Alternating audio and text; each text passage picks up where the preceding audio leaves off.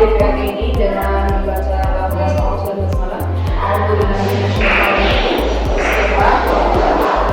Mudah-mudahan saya berharap dari apa yang saya terangkan kepada kalian ini bisa memudahkan kalian dalam menjalani atau menghadapi PAT walaupun dalam keadaan daring atau LDR, ya. Mudah-mudahan ilmunya bermanfaat dan berkah. Kita mulai aja.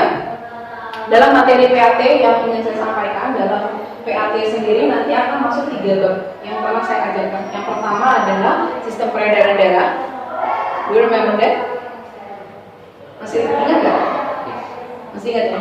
Terus kemudian ada sistem pernapasan manusia. Ini yang mulai kita pelajari ketika kita LDL kemarin. Dan yang terakhir adalah sistem ekspresi. Ya, sistem ekspresi ini. Jadi di 3 sistem ini nanti yang akan masuk ke dalam materi PAT. Nah, nanti saya akan membahas atau mengulas materi satu persatu dengan kisi-kisi yang ada, ya.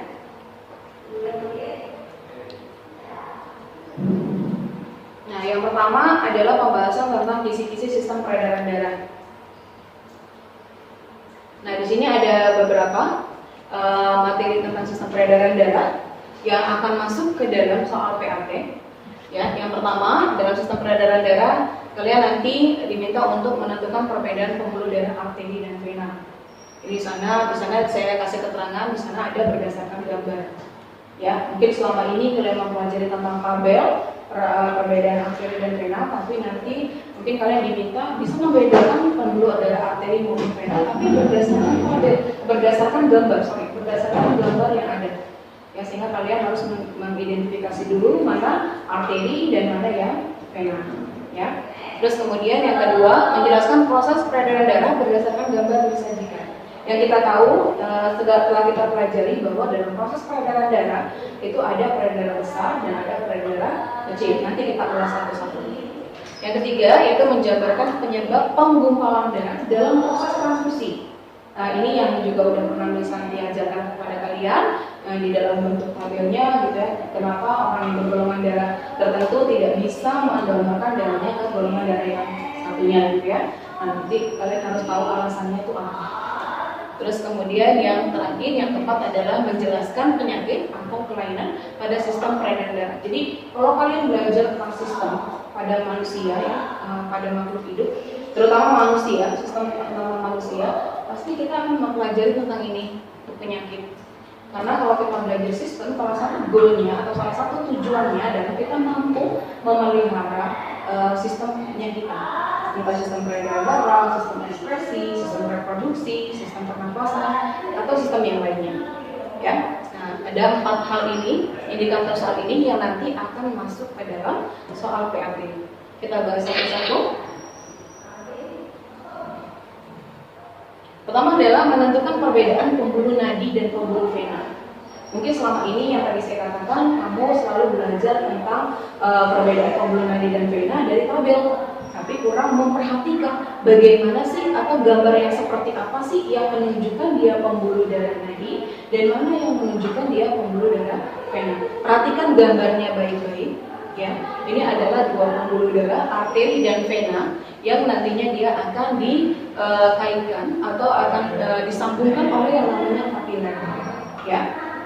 Kemudian dari bagian arterinya ada nama arteriol, ada venula. Arteriol adalah arteri kecil, ya, cabang dari arteri kecilnya. Terus kemudian ada venula, dan di antara arteriol dan venula itu ada kapiler, ya. Nah, perhatikan baik-baik kalau pembuluh darah arteri yang seperti ini, ya. Pembuluh darah vena adalah yang seperti ini. Nah, Miss, kalau misalnya nanti ininya ditutupin, bisa nggak kalian menjelaskan mana arteri dan vena? Ingat satu perbedaan arteri dan vena yang juga bisa sebagai penentu kita bisa tahu itu dari gambarnya mana arteri mana vena adalah yang namanya arteri hanya memiliki satu katup, right? Kalau sedangkan vena dia punya banyak katup di sepanjang pembuluh darah. Ini menunjukkan, oke? Paham ya? Nah, jadi ini adalah vena dan ini adalah arteri. Nah, baru nanti kita bisa lihat dari tabel perbedaan mereka. Nah, ini adalah perbedaan pembuluh darah arteri dan vena yang lengkap.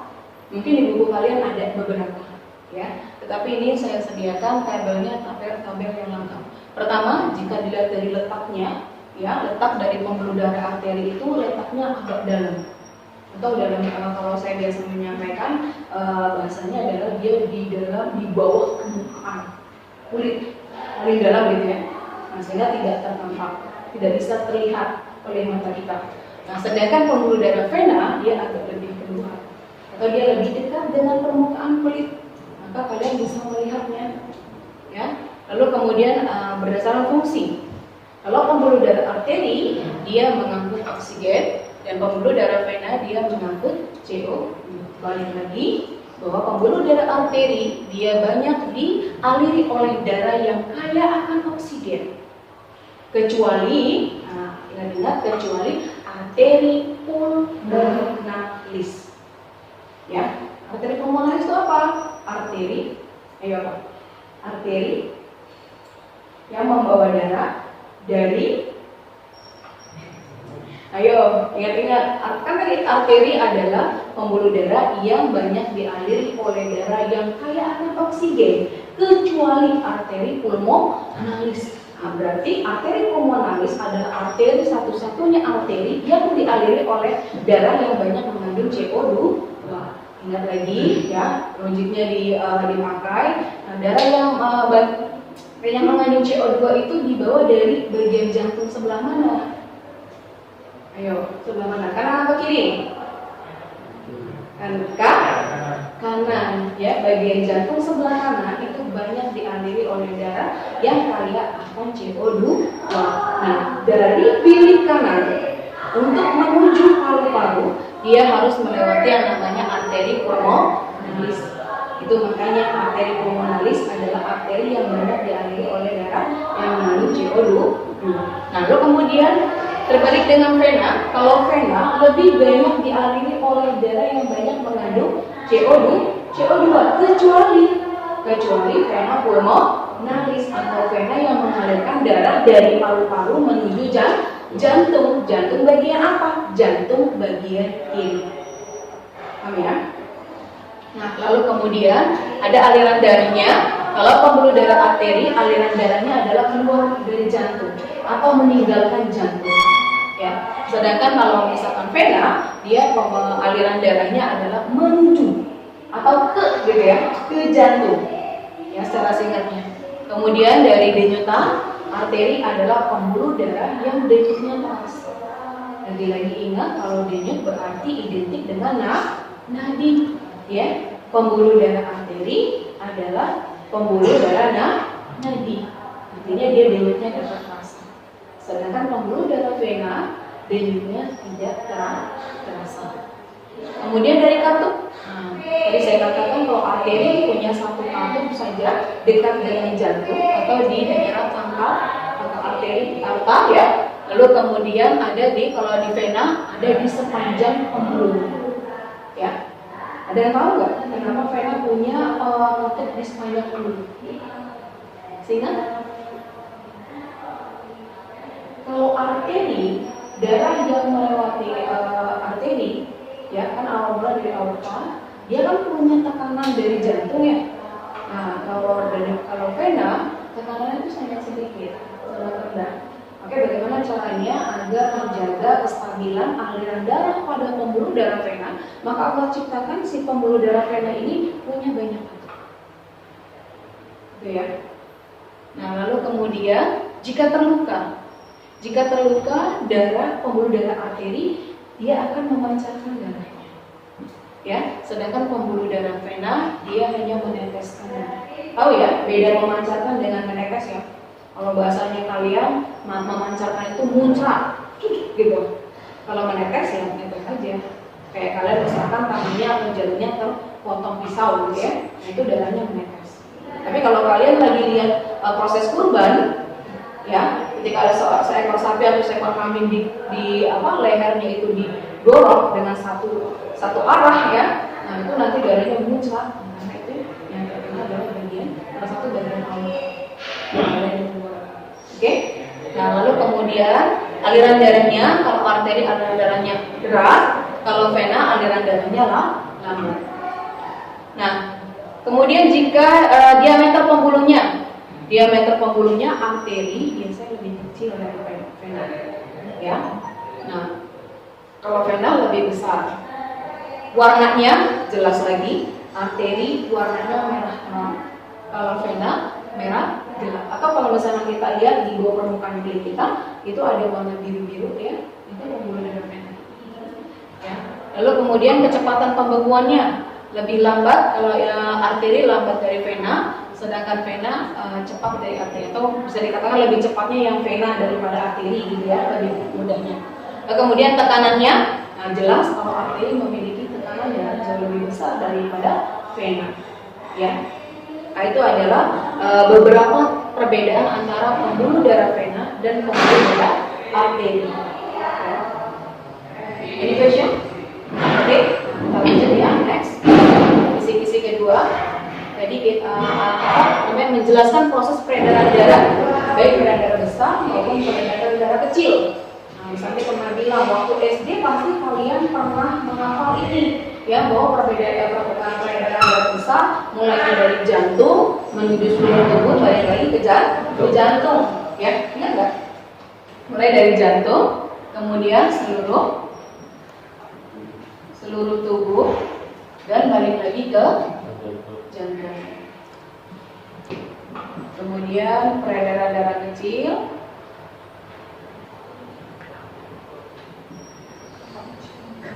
dari jantung menuju kemana? Kalau peredaran darah kecil ke paru-paru raya.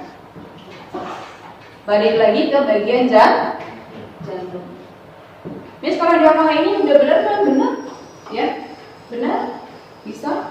Tapi kalau alangkah indahnya kalau sudah naik satu tingkatan, maka harus lebih tahu lagi yang lebih detailnya, ya, peredaran besar yang mana, peredaran kecil yang mana. Nah, karena tadi di dalam kisi-kisi diminta kalian bisa menjelaskan atau menentukan peredaran besar dan kecil berdasarkan gambar, maka di sini saya sediakan gambar dari sistem peredaran darah. Ya, di sini ada pulmo, ada paru-paru, kemudian ini ada jantungnya, lalu kemudian di sini menggambarkan seluruh tubuh kita. Ya, bagian jantung ada sebelah kanan, sebelah kiri. Masih ingat bagaimana cara membaca jantung? Membaca gambar jantung? Masih ingat? Misalnya sudah bilang kalau misalnya membaca gambar jantung, posisinya seperti ini. Atau misalnya kalau kamu melihat gambar jantung di hadapan kamu, maka posisinya berkebalikan dari bagian tubuh kamu. Sebelah kanan dari gambar itu adalah kirinya jantung. Ya, sebelah kiri dari gambar itu adalah kanannya jantung. Jangan sampai terbalik. Ya. Kemudian jantung sendiri ada 4 ruang. Ya, ada bagian atrium kanan. Atrium itu nama lainnya adalah serambi. Kemudian ada ventricle kanan. Ventricle itu nama bagian dari bilik. Lalu kemudian ada atrium kiri, yaitu serambi kiri, dan ada ventricle kiri. Ya. Nah, di sini nanti kalian bisa melihat arah peredaran darah besar yang mana, peredaran kecil yang mana. Coba misalnya mau tahu peredaran darah besarnya itu mulainya dari mana? Dari kanan apa dari kiri? Kiri. Peredaran besar dari Kiri. Dari kiri, right? Karena peredaran besar menujunya ke seluruh tubuh. Darah yang dibawa untuk menuju ke seluruh tubuh adalah darah yang banyak mengandung oksigen. Darah yang banyak mengandung oksigen dipompa dari jantung bagian sebelah kiri. Mulai dari mana? Mulai dari ventricle kiri.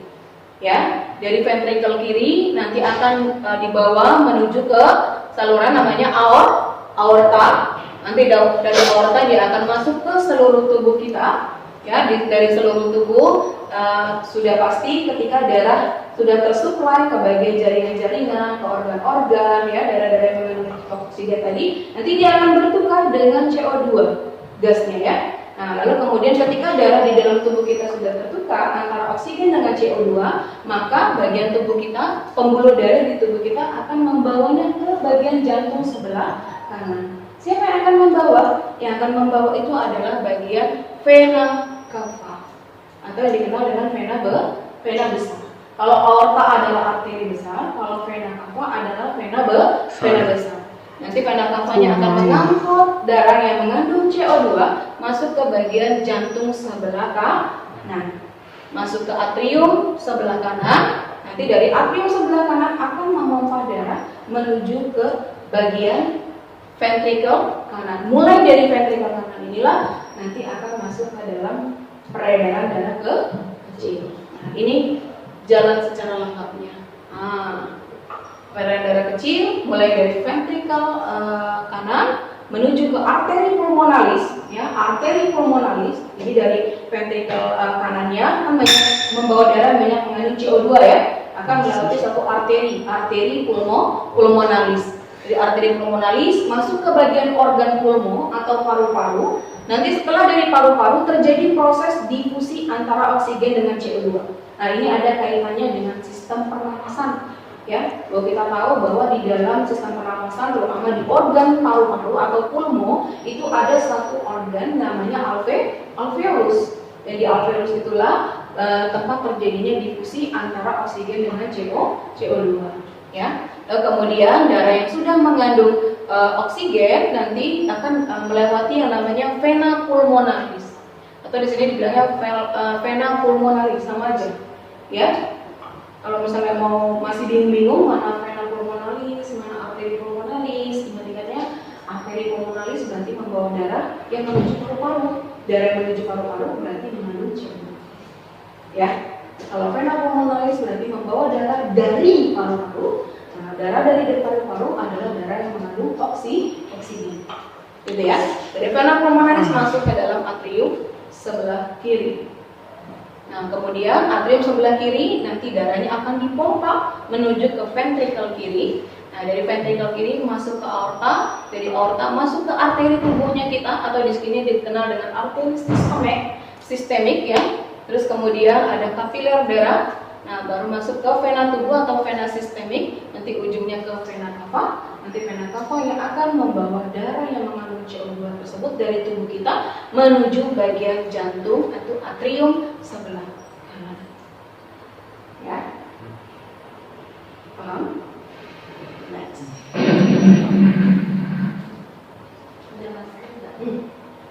Terus kemudian kisi-kisi selanjutnya adalah tentang golongan darah. Ya, tentang golongan darah. Mudah-mudahan kalian masih ingat tentang golongan darah. Ya, ini saya sertakan tabel dari golongan darah. Golongan darah kita berdasarkan teori dari Steiner. Golongan darah itu ada 4. Ada golongan darah A, ada B, AB, dan golongan darah O. Kalau banyak mengenal O gitu ya. Atau bisa juga disebutnya golongan darah 0. Ya. Terus kemudian dari golongan darah tersebut dia memiliki, dari setiap golongan darah itu punya namanya agglutinogen dan juga agglutin. Masih ingat agglutinogen dan agglutin? Masih ingat? Siapa yang berperan menggumpalkan agglutinogen atau agglutinin? Agglutinin. Yang memiliki peran untuk menggumpalkan agglutinogen adalah agglutinin. Nah, kalau golongan darah A memiliki agglutinogen A dan dia memiliki agglutinin beta. Golongan darah B, dia punya agglutinogen B dan dia punya agglutinin alfa. Sedangkan golongan darah AB, agglutinogennya A dan B, dia tidak memiliki agglutinin, jadi dia tidak memiliki satu zat yang menggumpalkan agglutinogen dari golongan darah apapun ketika ditransfusikan ke golongan darah B. Sedangkan golongan darah 0 adalah dia tidak memiliki agglutinogen. Nah, tapi dia punya agglutinin alfa dan beta. Di sini masih bisa diingat ya, tentang ini ya. Ingat mana yang menggumpalkan dan mana yang digumpalkan. Oke? Ya. Yang mampu menggumpalkan itu nanti adalah si resipien. You know resipien? Resipien itu adalah si penerima. Ya, dalam proses transfusi darah ada pendonor, ada penerima. Nah, penerima itu adalah disebutnya resipien. Resipien ini yang nanti mampu menggumpalkan agglutinogen daripada si pendonor. Kenapa pendonor? Kenapa pendonorannya? Ya. Lalu kemudian ini adalah tabel transfusi golongan darah. Ya, sebelah kiri yang dia menurun ke bawah. itu adalah golongan darah resipien atau golongan darah si penerimanya. Sedangkan yang mendata ini adalah golongan darah si pendonor. Ya. Nah, masih ingat cara membacanya? Masih? Golongan darah A ketika mendonorkan ke golongan darah A, maka dia tidak terjadi penggumpalan. Ini yang sangat diharapkan. Ya. Dalam proses transfusi darah yang diharapkan adalah tidak terjadinya penggumpalan. Nah, berarti berkebalikan, tidak diharapkan terjadinya penggumpalan. Nah, lalu kemudian golongan darah B mentransfusikan ke golongan darah A, terjadi penggumpalan atau tidak terjadi penggumpalan? Terjadi penggumpalan. Nah, ini kalau ditanya, why?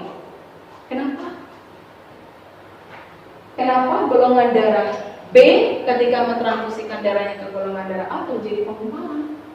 Aglutininnya. Karena Aglutininnya beda. Aglutininnya nggak support. tadi saya katakan, seorang resipien mampu menggumpalkan. Artinya resipien ini kita harus perhatikan sekali dia punya aglutinin apa. Ya, seorang pendonor, nah dia punya zat yang mampu digumpalkan. Berarti yang harus diperhatikan adalah aglutinogennya. Oke, sampai sini bisa direkam ya. Nah, lalu kemudian golongan darah B. Golongan darah B dia punya aglutinogen apa? Aglutinogen B, oke? Aglutinogen B. Sedangkan si resipien atau si penerima si golongan darah ini punya aglutinin beta. Bahwa yang namanya aglutinin beta tidak boleh bertemu dengan aglutinogen B. Jika terjadi itu, maka bisa terjadi yang namanya penggumpal atau menggumpal, gitu ya. Nah, jadi tadi golongan darah B tidak bisa mentransfusikan darahnya ke golongan darah A karena golongan darah B punya aglutinogen B yang mampu digumpalkan oleh aglutin beta yang dimiliki oleh golongan darah A. Gitu ya. Kalau kasih penjelasannya ya. Ya. Tentunya soalnya ada di package show mudah-mudahan. Ya. Ini nanti bisa dikira-kira. Tapi harus pasti. Paham ya? Jadi tadi kalau misalkan dia pendonor yang harus diperhatikan apanya? Aglutinogen.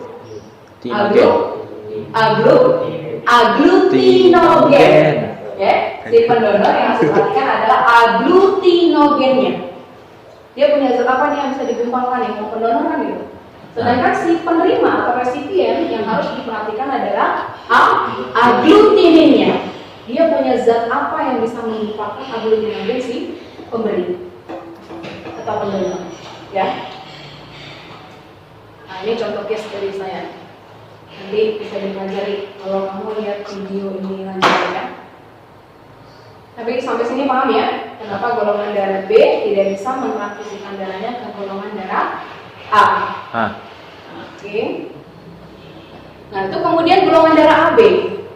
Golongan darah AB mau mentransfusikan darahnya ke golongan darah B. Dan di sini terdapat keterangan bahwa akan terjadi penggumpal atau menggumpal. Kenapa? Golongan darah AB memberikan darahnya ke golongan darah B, maka akan terjadi penggumpalan atau dia akan menggumpal. Karena golongan darah AB punya aglutinogen A dan B. Dan ketika dia mendonorkan darahnya ke golongan darah B yang memiliki aglutinin apa? Aglutinin alfa, maka dia bisa menggumpalkan aglutinogen A yang dimiliki oleh golongan darah AB. Paham ya? Sampai sini ya? Oke. Nah, selanjutnya adalah tentang penyakit pada sistem peredaran darah. Nah, ini adalah beberapa contoh saja penyakit dalam sistem peredaran darah. Yang pertama ada penyakit hemofili. Ya, hemofili ini adalah penyakit di mana darahnya suka untuk membeku karena kekurangan faktor pembekuan darah. Ya, dan ini sifatnya genetis. Jadi diturunkan. Ya, lalu kemudian ada anemia, itu merupakan penyakit kekurangan darah yang dapat terjadi karena infeksi kuman. Nah, kemudian ada leukemia, ini leukemia yang biasa familiar dikenal dengan penyakit penyakit kanker darah, di mana jumlah leukositnya itu melebihi daripada jumlah normal, dan dia bersifat kanker ya, atau bersifat karsinogen. Lalu kemudian yang keempat ada varises. Varises ini adalah pelebaran pembuluh darah. Biasanya terjadi di tangan dan di kaki. Jadi pelebaran pembuluh darah vena itu istilahnya ada beberapa. Kalau untuk varises biasanya spesial untuk menggambarkan bahwa pelebaran pembuluh darah yang ada di bagian kaki maupun tangan. Ada juga pelebaran pembuluh darah vena di bagian dubur ada. Namanya dikenal dengan hemoroid atau wasir, dikenal dengan masyarakat ya. Lalu kemudian ada hipertensi. Hipertensi adalah merupakan penyakit di mana terjadi tekanan darah tinggi.